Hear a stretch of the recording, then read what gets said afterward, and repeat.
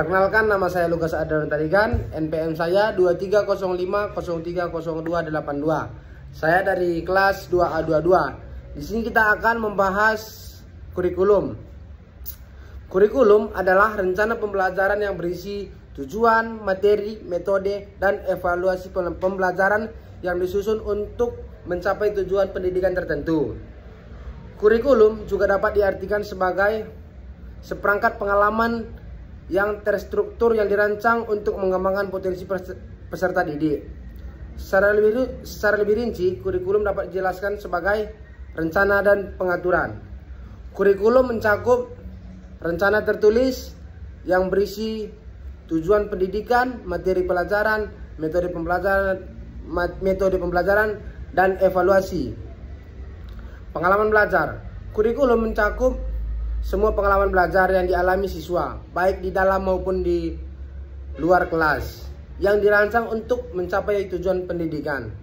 Kurikulum berfungsi sebagai pedoman bagi guru dalam melaksanakan proses pembelajaran dan bagi siswa dalam mencapai kompetensi yang diharapkan. Tujuan kurikulum adalah untuk memberikan arah dan pedoman dalam kegiatan pendidikan.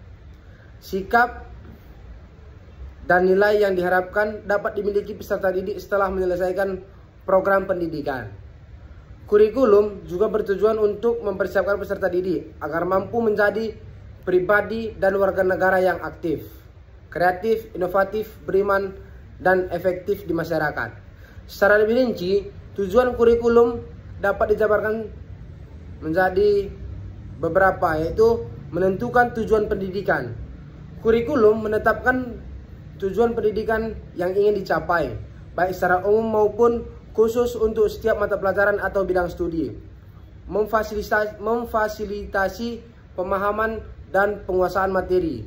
Kurikulum menyediakan materi pembelajaran yang terstruktur dan sistematis untuk membantu peserta didik memahami dan menguasai berbagai konsep, teori, dan keterampilan.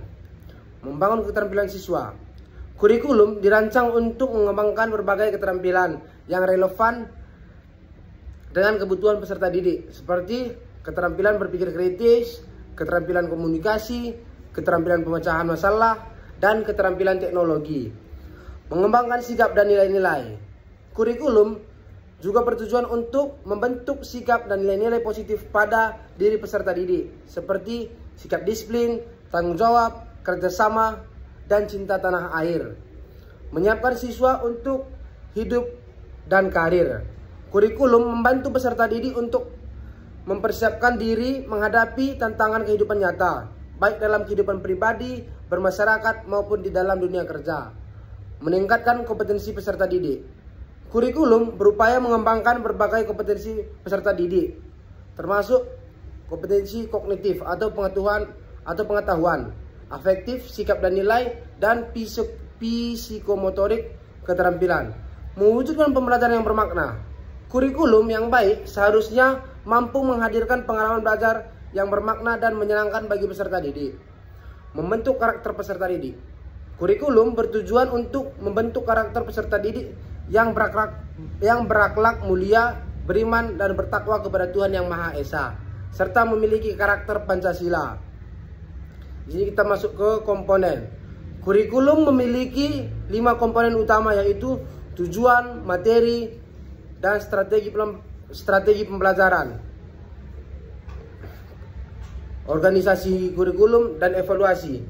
Kelima komponen ini saling berkaitan dan tidak dapat dipisahkan dalam proses pendidikan.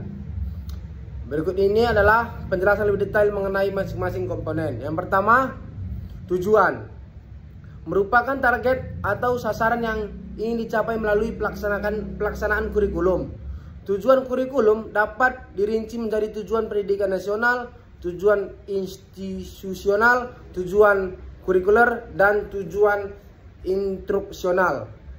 Yang di sini termasuk ke materi.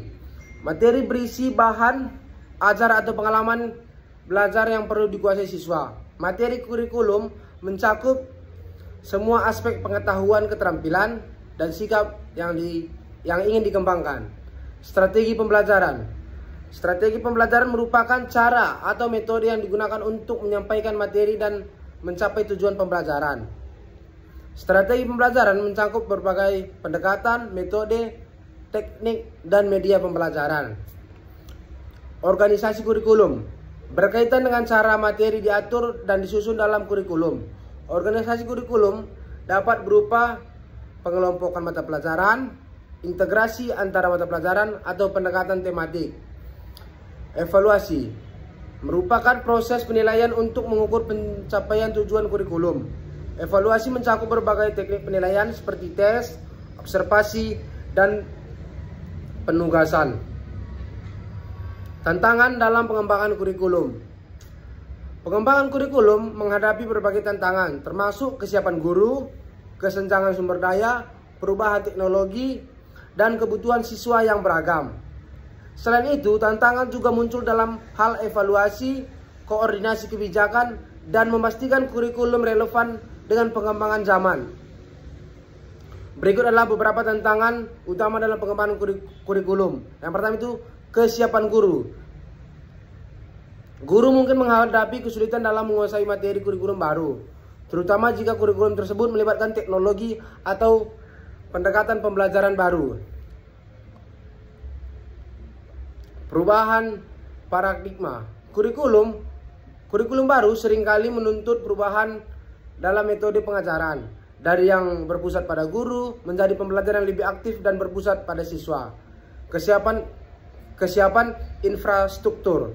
Sekolah perlu menyediakan fasilitas dan sumber daya yang memadai untuk mendukung penerapan kurikulum baru, seperti perangkat teknologi dan akses internet.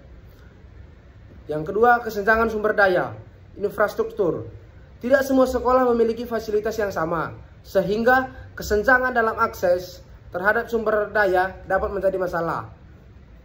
Kita masuk ke kualitas guru. Kualitas guru juga dapat bervariasi, dan beberapa guru mungkin memerlukan pelatihan tambahan untuk dapat mengimplementasikan kurikulum dengan efektif. Keterbatasan akses. Kesenjangan akses terhadap teknologi dan internet juga dapat menghambat penerapan kurikulum yang mengandalkan sumber daya digital. Yang ketiga, perubahan teknologi. Pengembangan pesat, teknologi terus berkembang dan kurikulum perlu dirancang agar relevan dengan pengembangan teknologi terbaru. Literasi digital. Siswa dan guru perlu memiliki literasi digital yang memadai untuk dapat memanfaatkan teknologi dalam proses pembelajaran. Keamanan data. Penggunaan teknologi dalam pendidikan juga menimbulkan isu keamanan data dan privasi siswa. Yang keempat, evaluasi dan penilaian. Metode penilaian. Kurikulum baru mungkin memerlukan metode penilaian yang berbeda dari yang sudah ada, dan guru perlu dilatih untuk menggunakan metode tersebut. Evaluasi berkelanjutan. Kurikulum perlu dievaluasi secara berkelanjutan untuk memastikan efektivitasnya dan melakukan perbaikan yang diperlukan. Yang kelima, koordinasi dan konsistensi kebijakan. Koordinasi antar instansi terkait dan konsistensi kebijakan sangat penting dalam pengembangan kurikulum. Pemangku kepentingan. Keterlibatan semua pemangku kepentingan, guru, siswa, orang tua, masyarakat dalam proses pengembangan kurikulum juga krusial. Yang keenam, kebutuhan siswa yang beragam gaya belajar. Siswa memiliki gaya belajar yang berbeda, dan kurikulum perlu dirancang agar dapat mengakomodasi keberagaman ini. Kondisi sosial ekonomi. Kondisi sosial ekonomi siswa juga dapat mempengaruhi kemampuan mereka dalam belajar, dan kurikulum perlu mempertimbangkan faktor ini. Terima kasih.